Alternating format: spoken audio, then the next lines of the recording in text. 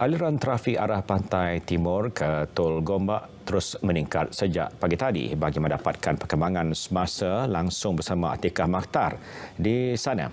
Atikah.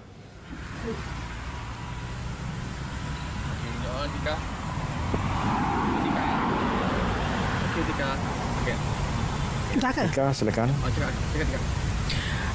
Baik Syah, dari pukul 10 pagi lagi saya berada di Tol Gombak. Situasinya tetap sama seperti yang saya laporkan sebelum ini.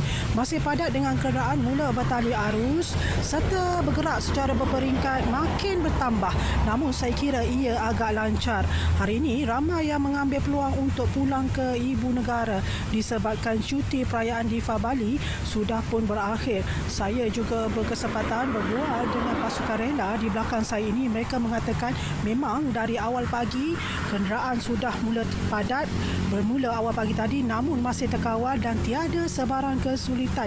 Sedikit info dari Anir Berhad, situasi di laluan KL Karak ketika ini, keadaan trafik dijangka mengalami kelewatan di kilometer 58.6 hingga 56.6 Bentong Lentang ke Bukit Tinggi dan kilometer 21.9 hingga ke Tol Gombak.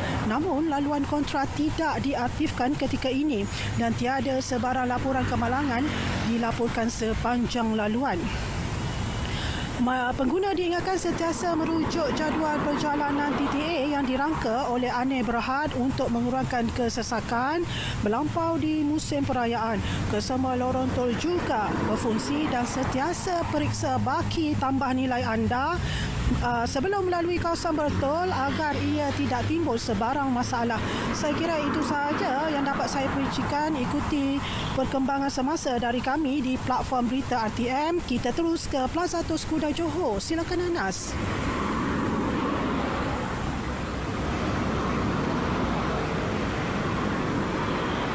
Baik, terima kasih Atikah dengan laporannya.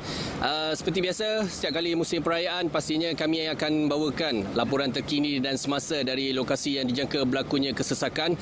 Dan jika di Johor, pastinya Plaza Tos Kudai adalah destinasi ataupun lokasi pilihan kami untuk kita kongsikan situasi semasa aliran trafik. Dan untuk hari ini, sejak pagi tadi difahamkan oleh pihak PLAS, aliran trafik di kedua-dua arah di 22 pintu keluar masuk utara dan selatan bergerak dengan lancar sekali. Semua pintu tol dibuka untuk hari ini. 25 dari arah utara ke Johor Bahru, begitu juga bakinya 7 lagi dari arah selatan ke Johor Bahru dibuka untuk memastikan kelancaran aliran trafik kenderaan yang melalui Lebuh Raya Utara Selatan ini. Dan ini adalah lokasi ataupun pintu tol terakhir bagi Lebuh Raya Utara Selatan. Dan pastinya ramai nak tahu bagaimana situasi semasa di sini berbanding dengan hari petang Khamis lalu dan juga semalam. Situasinya agak berbeza. Ini kerana di sini dilaporkan pada petang Khamis lalu dan semalam kesesakan dilaporkan seperti biasa setiap kali musim perayaan. Dan pada petang Khamis kesesakan bertambah, jumlah kenderaan bertambah. Ini kerana warga Johor Bahru selesai saja kerja pada pukul 3 hingga 4 petang. Antara waktu itu mereka telah pun memilih untuk memulakan perjalanan pulang ke kampung masing-masing. Ini kerana di Johor, sama seperti di Kedah, Kelantan dan juga Terengganu, Jumaat Sabtu adalah hari cuti umum atau hari cuti hujung minggu, dan mereka pastinya akan memilih hari Khamis petang ataupun malam untuk memulakan perjalanan ke destinasi masing-masing. Manakala pada semalam mereka telah kembali semula ke tempat masing-masing, itu termasuklah di Johor Bahru ini, kerana di Johor hari ini hari bekerja seperti biasa kecuali mereka yang menganut agama Hindu yang meraihkan perayaan sambutan hari Deepavali. Dan diingatkan sekali lagi, hari ini pembayaran tol adalah seperti biasa. Tidak ada lagi tol percuma diberikan seperti yang diumumkan kerajaan untuk 11 dan 12 November. Jadi bagi mereka yang ingin memulakan perjalanan ataupun telah pun berada di atas lebuh raya ketika ini, sebelum tiba ke destinasi, pastikan baki tersengguk ataupun RFID anda mencukupi sebelum keluar. Ini bagi memastikan tidak ada kesesakan luar jangka di setiap pintu tol.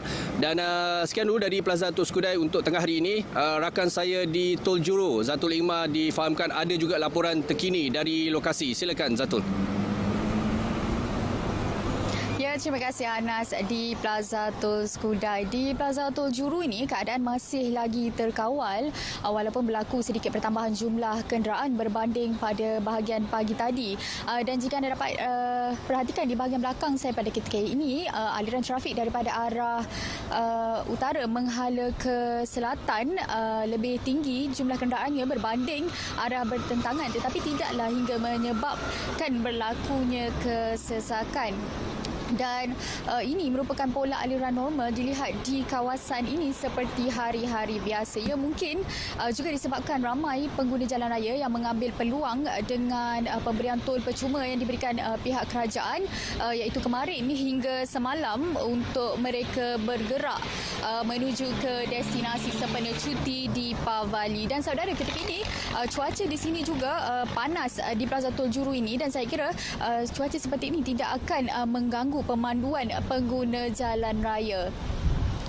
Bagaimanapun, Jabatan Meteorologi Malaysia, Met Malaysia, menjangkakan akan berlakunya ribut petir dan hujan di beberapa kawasan sekitar negeri ini pada bahagian petang dan malam nanti. Jadi, untuk semua pemandu sentiasa peka dengan perubahan cuaca serta ikuti Met Malaysia di portal rasmi untuk info terkini berkenaan jangkaan cuaca di kawasan anda. Dan untuk rekod juga sepanjang musim perayaan di Pavali kali ini, kira-kira 53,000 buah kenderaan telah melalui Plaza Tol Juru dari kedua-dua arah berbanding hanya 44,000 buah kenderaan secara harian pada hari-hari biasa. Dan ini menunjukkan peningkatan sebanyak 21% pengguna Plaza Tol itu berbanding hari-hari biasa. Jadi untuk anda semua sentiasa berhati-hati di jalan raya. Pastikan anda mengikuti cadangan waktu perjalanan yang diberikan ataupun dicadangkan oleh pihak PLAS, iaitu bagi pengguna dari arah Pulau Pinang ke Lembah Kelang, masa perjalanan terbaik yang dicadangkan adalah dari jam